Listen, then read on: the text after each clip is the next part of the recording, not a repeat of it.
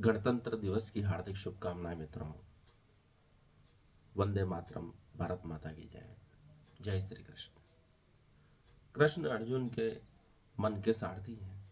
ये घोड़े उस उन्मुक्त मन के प्रतीक हैं, इन इंद्रियों के प्रतीक हैं जो हर दिशा में दौड़ रहा है। मनुष्य हर क्षण असमंजस में रहता है। वह कुछ भी करेगा तो उसमें गलत होने की संभावना बनी रहती है। यह ठीक उसी प्रकार है कि हम द्विस्लेट प्रयोग करते हैं और कण तरंग के रूप में सब विभिन्न दिशाओं में गतिमान है।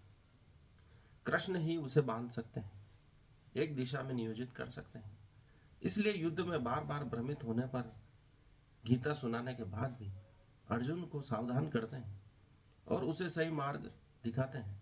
भगवत गीता का उपदेश देने के बाद भी मन भटक सकता है, सही गलत का निर्णय लेने में अक्षम हो सकता है। अर्थात परमात्मा की आवश्यकता हमें हर क्षण है। युद्ध में जब भीष्म पितामह का वध करने के लिए अर्जुन तैयार नहीं होते हैं तो स्वयं कृष्ण चक्र लेके खड़े हो जाते हैं। तब अर्जुन को बोध होता है कि मैं क्या कर रहा हूँ। धर्म अधर्म की लड़ाई में मुझे धर्म का साथ देना है। ऐसे ही जयद्रथ का वध होता है, कर्ण का वध। ऐसे कठिन समय में कृष्ण ही अर्जुन को राह दिखाते हैं। द्रोणाचार्य का वध करना आसान नहीं था। अश्वत्थामा हतोहत नरो वा कुंजरा कहकर कठिन परिस्थिति में द्रोणाचार्य का वध हुआ। ये ऐसे दुस्साहस थे जिसे आज भी कोई करने में सक्षम नहीं है। धर्म की विजय दिलाने के लिए कृष्ण ने जितना प्रयास किया, आज के युग में वही आवश्यकता है। सत्य क्या है सभी जानते हैं, लेकिन उसे विजय कैसे दिलाना है वह परमात्मा ही कर सकता है, उसका बोध ही कर सकता है। जब परिस्थितियां अनुकूल नहीं हो तब हमें निर्णय कैसे लेना है यह कृष्ण ही हमें सिखा सकते हैं। जब विरोधी सेना शक्तिशाली हो और अधर्म प्रबल हो, ऐसे समय में भी जरासंध को हराकर उसका वध किया गया भीम के द्वारा, यह कोई सोच सकता है। और 99 राजाओं को मुक्त कराया गया जो बलि देने के लिए जरासंध ने अपनी जेल में कैद किए थे। धर्म की विजय के लिए कृष्ण ने जितना प्रयास किया है और कम से कम जन हानि में उन्होंने जो प्रयास किया है वह आज भी अनुकरणीय है।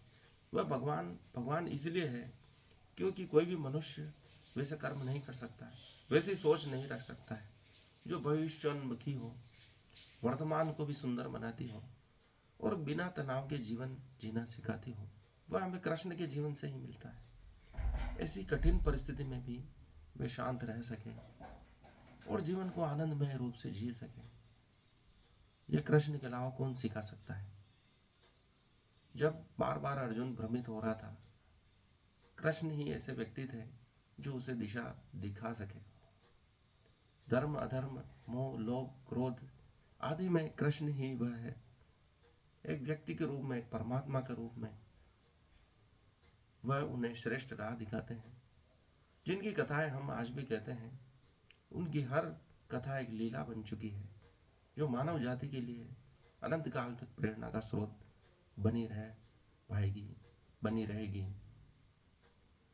यह रथ मन के रथ को पूरा करने वाला है, इसलिए हम कहते हैं कि परमात्मा हमारे सभी मनोरथों को पूरा करे। ये घोड़े इंद्रियों के प्रतीक है जो विभिन्न दिशाओं में दौड़ रहे हैं। उनको लगाम से नियोजित करना हमारा उद्देश्य होना चाहिए। बार बार मन भटकता है, मन की प्रवृत्ति यही है, यह उनका कर्म है कि वह भटके, लेकिन हमें आत्मा रूपी परमात्मा के द्वारा उन्हें संयमित रखना है। बार बार उन्हें भटकने से बचाना है, उन्हें वापस सही दिशा में लाना है। यही जीवन का सार है। आज के लिए इतना ही। इस वीडियो को लाइक करें, चैनल को सब्सक्राइब करें। धन्यवाद।